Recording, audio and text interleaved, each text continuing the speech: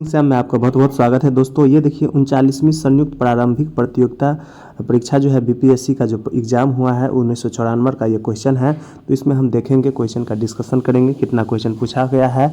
और ये जो है वन लाइनर क्वेश्चन है, तो इसको हम बारी बारी से देखेंगे। जितना भी अभी तक एग्ज़ाम हुआ है बिहार में, लगभग सारा क्वेश्चन को हम देखेंगे। ये 9 मिनट 10 मिनट का वीडियो होता है।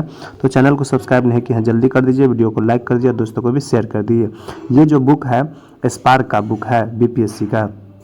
चलिए इसमें देखते हैं। पहला क्वेश्चन देखिए, टीन जो है किस सेल का उदाहरण है? तो टीन जो है कायंत्रित सेल का उदाहरण हो जाता है। जो अगला क्वेश्चन आगे है, तो इसमें कह रहा है भारतीय संविधान को कहाँ अपना बदलता है? तो डायनमो जो है यांत्रिक ऊर्जा को वैद्युत ऊर्जा में बदलता है। डायनमो का काम है यांत्रिक ऊर्जा को विद्युत ऊर्जा में बदलना। और आकाश नीला क्यों लगता है? तो लघु तरंग जो है तरंगों की अपेक्षा वायुमंडल द्वारा अधिक प्रकीर्णित होती है, जिस कारण जो है आकाश नीला होता है। इसके बाद एक माइक्रोन किसके बराबर होता है? ये हो जाएगा 10 के पावर -3 या 1/1000 मिमी हो जाएगा। इसके बाद अति चालकता का लक्षण क्या होता है? तो ये हो जाएगा अनंत पारगम्य होता है। इसे हम क्या कहेंगे? अति चालकता का ये लक्षण हो जाएगा। इसके बाद देखिए वर्षा की बूंद की गोलाकार आकृति का क्या कारण है? तो ये हो जाएगा पृष्ठ तनाव। और कमरे में रखा रेफ्रिजरेटर का दरवाज़ा अगर दरवाज़ा खोलकर आप क्या कर सकते हैं? तो कमरे को थोड़ा गर्म कर सकते हैं। यानी रेफ्रिजरेटर का दरवाज़ा खोल देंगे तो क्या हो जाएगा? कमरा गर्म हो जाएगा थोड़ा। इसके बाद है किस खनिज से रेडियम प्राप्त किया जाता है? तो ये हो जाएगा पिच ब्लेडनम से जो है रेडियम प्राप्त किया जाता है। और परमाणु बम का सिद्धांत किस पर आधारित है? तो ये हो जाएगा नाभ के विखंडन पर सिद्धांत पर आधारित है। कौन सा? परमाणु बम जो है नाभ के विखंडन हो जाएगा। इसके बाद है प्लास्टर ऑफ पेरिस का सूत्र क्या होता है? तो प्लास्टर ऑफ पेरिस का जो है CaSO4 के हल 2 और H2O होता है, इसका अनुसूत्र होता है प्लास्टर ऑफ पेरिस का। इसके बाद है नींबू खट्टा किस कारण से होता है? तो साइट्रिक अम्ल के कारण जो है नींबू खट्टा होता है। और वायु क्या है? तो ये हो जाएगा एक मिश्रण है। इसके बाद है पारद धातु मिश्रण क्या है? तो ये हो जाएगा पारद युक्त मिश्र धातु होती है। पारद धातु मिश्रण क्या है? तो ये हो जाएगा पारद युक्त मिश्र धातु हो जाएगा। और जल से बाहर निकालने पर मछली क्यों मर जाता है? तो वे श्वसन नहीं ले पाती, यानी वे सांस नहीं ले पाती है, जिस कारण वे मर जाती है।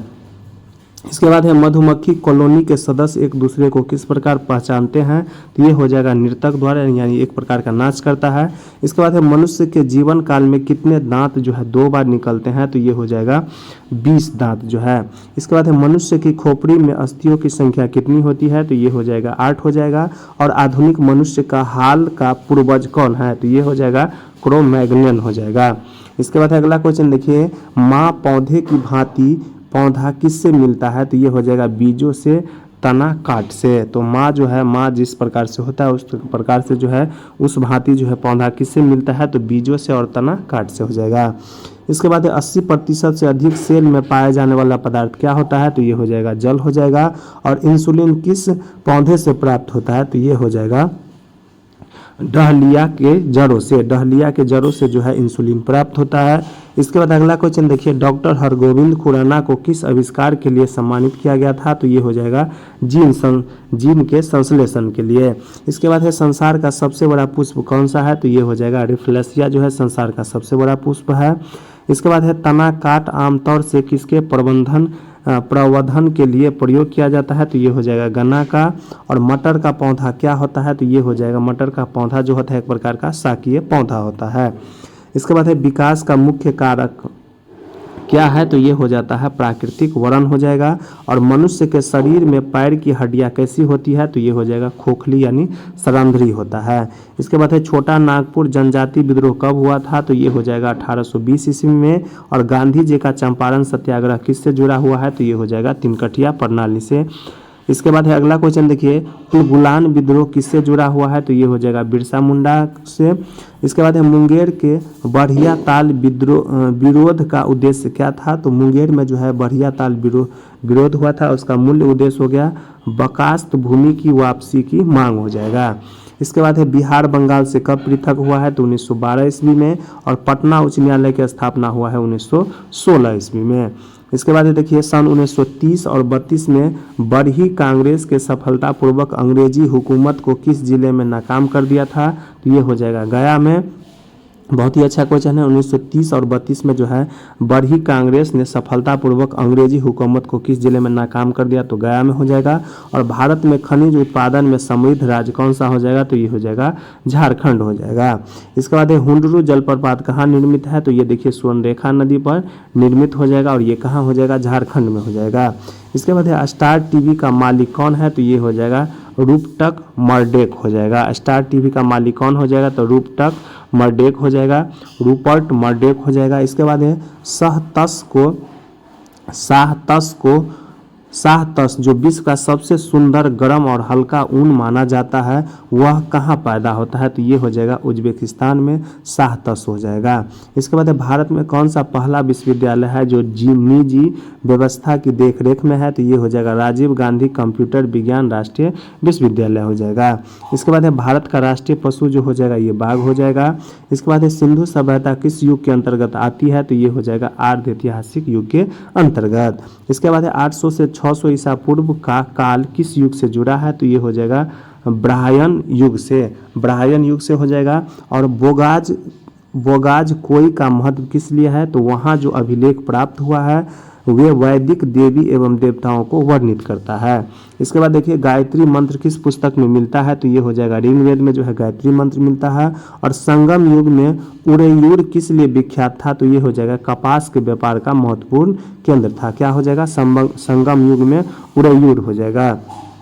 उस स्रोत का नाम क्या है जो प्राचीन भारत के व्यापारिक मार्गों पर मौन है, तो ये हो जाएगा मिलिंदपन्हो हो जाएगा। इसके बाद वह स्तंभ कौन है जिसमें अशोक ने स्वयं को मगध का सम्राट बताया है, तो ये हो जाएगा भाब्रू स्तंभ हो जाएगा। इसके बाद किस अभिलेख से यह साबित होता है कि चंद्रगुप्त का प्रभाव जो है पश्चिमी भारत तक फैला हुआ है, तो ये हो जाएगा रुद्रदानम को जो है जूनागढ़ अभिलेख है उससे ये पता चलता है। इसके बाद है भागवत संप्रदाय के विकास में किसका योगदान अत्यधिक है, तो भागवत संप्रदाय के विकास में जो है हिंदू यूनानी लोग का अत्यधिक योगदान हो जाएगा। और आजीवक संप्रदाय के संस्थापक कौन हो जाएगा, तो ये हो जाएगा मोखलीपुत्र गोसाल हो जाएगा। इसके बाद देखिए किस शासक वंश ने मंदिर एवं ब्राह्मणों को सबसे अधिक ग्रामदान में दिया था, तो ये हो जाएगा गुप्त शासक। इसके बाद किस काल में अछूत की अवधारणा स्पष्ट रूप से उद्धृत हुआ था, तो ये हो जाएगा धर्मशास्त्र के काल में। इसके बाद भारत में मोहम्मद गोरी ने किसको प्रथम अख्ता प्रदान किया था, तो अख्ता जो प्रदान किया था ये हो जाएगा कुतुबुद्दीन ऐबक को प्रदान किया था। इसके बाद अगला क्वेश्चन देखिए कह रहा है कि सुल्तान के काल में खालसा भूमि अधिक पैमाने में विकसित हुआ है, तो ये हो जाएगा अलाउद्दीन खिलजी के समय में। इसके बाद है सल्तनत के सिक्के टका ससगनी एवं जीतल किन धातुओं के बने थे, तो ये हो जाएगा चांदी और तांबा के बने थे। और 12 मासा की रचना किसने की थी, तो ये हो जाएगा मलिक मोहम्मद जैसी ने जो 12 मासा की रचना की है। इसके बाद है 2 अस्पा और सिंह अस्पा प्रथा किसने शुरू किया था, तो ये हो जाएगा जहांगीर ने किया है। 2 अस्पा और सिंह अस्पा प्रथा जो है शुरू किया है। इसके बाद ईरान के शाह जो है और मुगल शासकों के बीच झगड़े की जड़ क्या थी, तो ये हो जाएगा कंधार। और जवाबित का संबंध किससे था, तो ये हो जाएगा राज्य कानून से हो जाएगा। इसके बाद है जब्ती प्रणाली किसकी उपज थी, तो ये हो जाएगा शेरशाह की। और पानीपत के युद्ध में बाबर के जीत का मुख्य कारण क्या था, तो ये हो जाएगा उनकी सैन्य कुशलता हो जाएगा।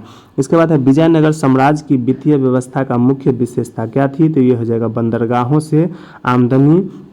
और सरंजामी प्रथा किससे संबंधित, देखिए सरंजामी प्रथा जो हो जाएगा मराठा भू राजस्व प्रथा से हो जाएगा। इसके बाद है भारत में 1612 ईस्वी में अंग्रेजों ने अपनी पहली फैक्ट्री कहाँ स्थापित की थी, ये हो जाएगा सूरत में। और महाराष्ट्र में रामोसी कृषक जत्था किसने स्थापित किया है, तो ये हो जाएगा वासुदेव बलवंत फड़के हो जाएगा। कहाँ पे, तो महाराष्ट्र में हो जाएगा। इसके बाद 1878 ईस्वी का वर्नाकुलर प्रेस एक्ट किसने रद्द कर दिया है, तो रद्द करने का काम जो है रिपन किया है और लाने का काम जो है रिटन ने किया था। इसके बाद देखिए लिटन हो जाएगा।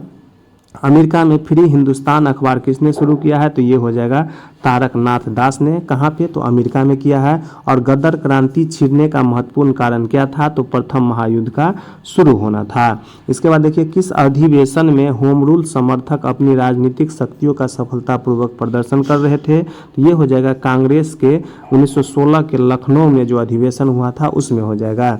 इसके बाद है अवध के एका आंदोलन का उद्देश्य क्या था, तो सरकार को लगान देना बंद कर देना। ये किसका था, तो एका आंदोलन का। कहाँ हुआ था, तो अवध में हुआ था।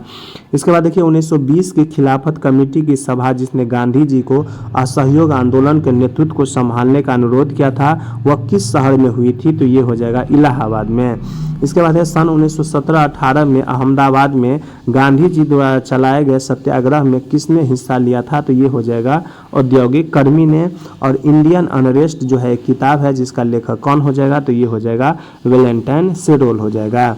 इसके बाद है अपनी किस कार्यकारिणी कमेटी ने कांग्रेस को भू स्वामित्व को समाप्त करने की अनुमति अपनाई, ये हो जाएगा 1937 में।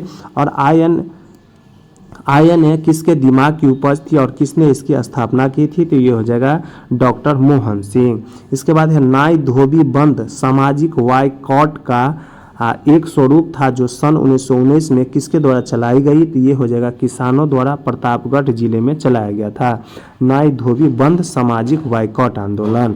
इसके बाद अगला देखिए द्वीपों की समूह लक्षद्वीप की उत्पत्ति हुई है, तो ये हो जाएगा प्रवाल से। और गंगा की जलोढ़ मृदा की गहराई भूमि सतह से कितने लगभग नीचे लगभग कितनी होती है, तो ये हो जाएगा 600 मीटर। तो गंगा का जो है जलोढ़ मृदा की जो है गहराई भूमि सतह से नीचे 600 मीटर होता है। और भारतीय मानसून मौसमी विस्थापन से इंगित है, इसका कारण क्या है, तो स्थल तथा समुद्रों का द्विवेदी तापमान हो जाएगा। इसके बाद देखिए हिमालय में हिम रेखा किसके बीच होती है, तो हिमालय में जो हिम रेखा है 4500 से 6000 मीटर के पश्चिम में स्थित है। इसके बाद भारत की तट रेखा कितनी है, तो ये जो है 6100 किलोमीटर हो जाएगा। और कौन सा महाद्वीप क्षेत्रफल के अनुसार सबसे बड़ा है, तो ये हो जाएगा अपना लोगों का एशिया हो जाएगा। इसके बाद दामोदर नदी कहाँ से निकलती है, तो ये हो जाएगा छोटा नागपुर के पठार से निकलती है। और पूर्वी समुद्र की स्वामी के नाम से किसे जाना जाता है, तो श्रीलंका को जाना जाता है। इसके बाद देखिए साफ रात मेघीय रातों की अपेक्षा अधिक ठंडी क्यों होती है, तो ये हो जाएगा विकिरण के कारण ऐसा होता है। और मोना लोआ किसका उदाहरण है, तो ये हो जाएगा सक्रिय ज्वालामुखी का उदाहरण हो जाएगा। इसके बाद है सर्व प्राचीन शैल समूह की आयु कहाँ आंकी जाती है, तो ये हो जाएगा यूरेनियम लाइट विधि से जो है सर्व प्राचीन शैल समूह की आयु निकाली जाती है। और टेरारोसा का प्रारूपिक विकास किस भूभाग में होता है, तो ये हो जाएगा चूना पत्थर जहां होता है वहीं पर टेरारोसा का प्रतिरूपिक विकास की होता है। तो देखिए इसमें जो है इतना ही क्वेश्चन पूछा गया था, आया गया है तो भारतीय संवैधानिक सभा द्वारा। इसके बाद है अगला क्वेश्चन देखिए भारत में लैंगिक सार्वभौमिकता है क्योंकि संविधान की प्रस्तावना किस वाक्य से आरंभ होती है, तो संविधान का प्रस्तावना जो है हम भारत के लोक शब्दों से जो है आरंभ होता है। इसके बाद अगला क्वेश्चन देखिए कोई वित्तीय बिल प्रस्तावित हो सकता है किसके द्वारा, तो ये हो जाएगा केवल लोकसभा के द्वारा जो है वित्तीय बिल प्रस्तावित होता है। तो वित्तीय बिल कहाँ होता है, सबसे पहले लोकसभा में प्रस्तावित होता है। इसके बाद देखिए भारतीय नागरिकों के मौलिक अधिकारों का वर्णन जो है संविधान के किस अनुच्छेद में है, तो ये हो जाएगा 12 से 35 तक हो जाएगा।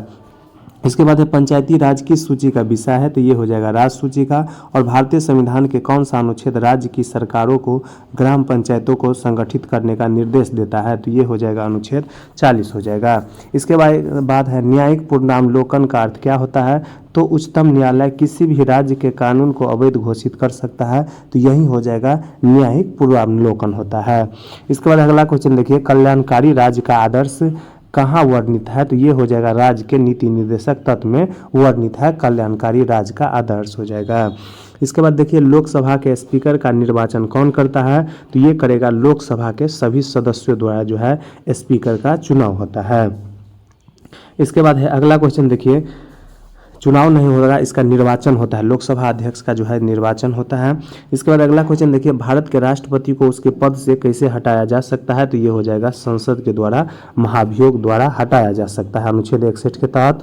इसके बाद है भारत में किसी सदन का सदस्य हुए बिना कोई व्यक्ति कब तक मंत्री पद पर आसीन रह सकता है, तो ये हो जाएगा 6 महीना तक।